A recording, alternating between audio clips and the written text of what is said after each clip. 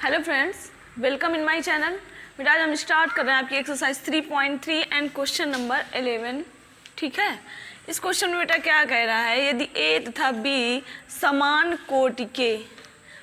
कोटि मतलब उनके जो ऑर्डर हैं या क्रम हैं वो दोनों के इक्वल हैं, या तो दोनों 2 इंटू 2, 3 इंटू 3 या 2 इंटू 3 जो भी हैं समान कोटि के, और कैसे अवयव हैं बेटा, सममित अवयव। कौन? ए और बी। और सममित अवयव होता कब है?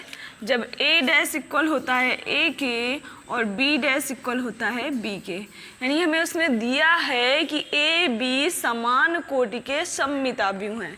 जब सममित अवयव है तो ए डैश ए के इक्वल और बी डैश बी के इक्वल।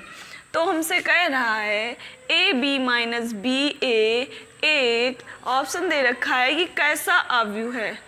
हमें ये प्रूव करना है कि विषम सममित अवयव है, सममित अवयव है, शून्य अवयव है या तत्समक अवयव है। शून्य अवयव बेटा कौन सा? जो इसको हल करने पर 0 आए। और तत्समक अवयव का मतलब होता है आइडेंटिटी मैट्रिक्स, यानी आई जो होता है आइडेंटिटी मैट्रिक्स। यानी कि आपको बताया था 1 0 0 1 2 इंटू 2 3 इंटू 3 क्रम में होता है आइडेंटिटी मैट्रिक्स। ठीक है, अब आते हैं अपने क्वेश्चन पे। तो बेटा हम ये देखना है कि ए बी माइनस बी ए, ये हल करना है कि ये जो है वो कैसा अवयव है, और हमें इतना उसने दे रखा है क्वेश्चन में। ठीक है, तो हमें अगर इसमें से कोई सममित या विषम सममित अवयव है तो उसे हल करने के लिए हमें क्या करना पड़ेगा? अगर सममित होगा तो उसका डैश उसके पॉजिटिव के इक्वल होगा, और अगर विषम सममित अवयव है तो उसका डैश माइनस के इक्वल होता है। कल आपको बताया था कि ए डैश इक्वल अगर माइनस ए तो विषम सममित अवयव होगा, और अगर ए डैश इक्वल ए तो सममित अवयव होगा। तो हमें प्रूव करने के लिए ये कैसा अवयव है, हम इसका क्या कर लेंगे, डैश निकाल लेंगे। ठीक है, अगर इसका डैश इसी के पॉजिटिव के इक्वल आएगा तो सममित अवयव होगा, अगर इसका डैश इसी के निगेटिव के इक्वल आएगा तो विषम सममित अवयव होगा। हल करके देखते हैं बेटा। इसको हम क्या लिख सकते हैं, ए बी का होल डैश माइनस बी ए का होल डैश। बेटा आपका फॉर्मूला होता है, जब आप डिटेल में क्वेश्चन पढ़ोगे, जब आपके स्कूल ओपन होंगे, तो ए बी का होल डैश, इसको हम क्या लिख सकते हैं, बी डैश इंटू ए डैश। और अगर यहीं पर होगा बी ए का होल डैश तो बेटा हो जाएगा ए डैश बी डैश।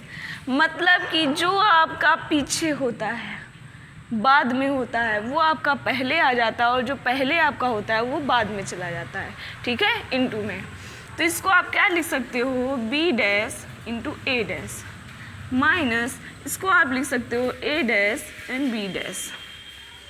अब ध्यान दो बेटा, आपको दिया क्या हुआ है, आपको दिया है ए डैश बराबर ए के और बी डैश बराबर बी के। तो बी डैश को आप बी लिख सकते हो और ए डैश को आप ए लिख सकते हो। सेम इसमें भी ए डैश को ए और बेटा बी डैश को बी। ब्रैकेट में लिख देना बेटा, दिया है। ठीक है, क्या है, दिया है। क्या दिया है, A dash equal to A and B dash equal to B. ये आप लिख लेना ब्रैकेट में, और ये भी आप चाहना तो ब्रैकेट में लिख लेना तो ज़्यादा बेटर रहेगा। ठीक है, एग्ज़ाम में अच्छा होता है लिखना। अब आप देखो, हमारा जो क्वेश्चन है जिसको हमें सॉल्व करना, वो आपका है ए बी माइनस बी ए, जबकि इसमें ए बी आपका पीछे, अगर आप इसमें से माइनस कॉमन ले लेते हो बेटा, या फिर पहले आप इसको आगे ले आओ, माइनस ए बी और प्लस का बी ए। अब आप देख रहे हो सेम इस टाइप से तो हुआ, पर प्लस माइनस का डिफरेंट है। अगर आप इसमें माइनस कॉमन ले लोगे तो माइनस कॉमन लेने पर ए बी तो आपका प्लस का हो जाएगा, और बेटा बी ए जब माइनस कॉमन ले लिया तो ये माइनस का हो गया। तो अब आप क्या देख रहे हो, ए डैश अगर माइनस ए के इक्वल होता है, मतलब जो दिया होता है उसका डैश अगर उसी के माइनस के इक्वल आता है तो आपका कैसा अवयव होता है, विषम सममित अवयव। तो ये एक कैसा अवयव है, विषम सममित अवयव है। क्लियर हो गया बेटा। देखते हैं क्वेश्चन नंबर 12।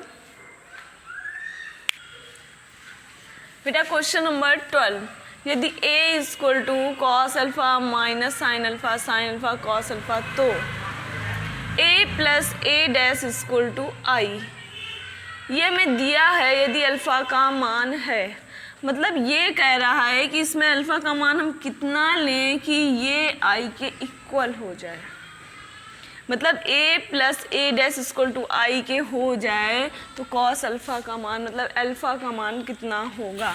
ठीक है बेटा, a आपका ये दिया, अगर आप a डैश निकालोगे तो कितना आएगा, ये आपका कॉलम रो में exchange and second column second row में exchange.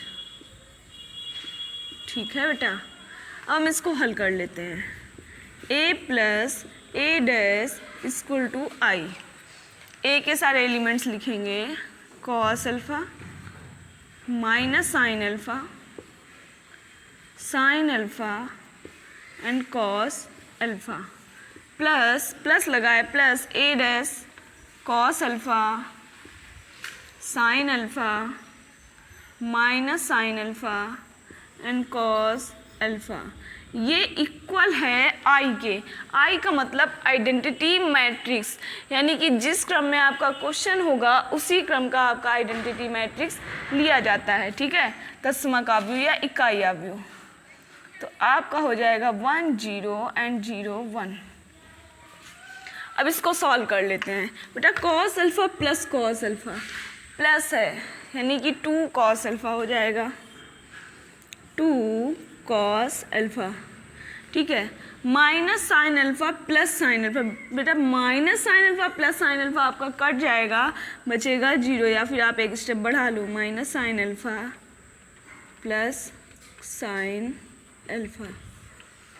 Sign alpha plus minus बेटा माइनस, यानी sine alpha minus sine alpha. Cos alpha plus cos alpha यानी 2 कॉस अल्फ़ा। बेटा ये इक्वल है 1 0 0 1। इधर देखते हैं बेटा, 2 कॉस अल्फ़ा, ये साइन अल्फ़ा से साइन अल्फ़ा कैंसिल, ये साइन अल्फ़ा से साइन अल्फ़ा कैंसिल, यानी यहाँ बचेगा 0 और ये दोनों आपके बचे 2 कॉस अल्फ़ा। ये इक्वल है आइडेंटिटी मैट्रिक्स के। अब देख लेते हैं, आपको हमने बताया था समानता वाला जो होता है जिसमें इक्वल होता है। इक्वल का मतलब उसके जो एलिमेंट्स होते हैं वो फर्स्ट एलिमेंट के इक्वल, सेकंड एलिमेंट के इक्वल। तो हम अगर देखेंगे तो आपका दिख रहा है इसमें 2 cos alpha equal to 1, 2 cos alpha equal to 1 and 2 cos alpha equal to 1। इसको बेटा सॉल्व कर लेंगे। Cos alpha equal to 1 upon, बेटा ये 2 दूसरे साइड जाएगा, आपका बटे में आ जाएगा क्योंकि इधर इंटू में है। बेटा cos alpha equal to 1 upon 2 की वैल्यू कॉस में होती है 60 की, यानी कॉस 60 डिग्री। और 60 को आप लिख क्या सकते हो, कॉस पाई बाई 3, यानी cos alpha equal to cos pi by 3, यानी alpha equal to pi by 3। बेटा कौन सा ऑप्शन आपका सही है, बी नंबर। ठीक है।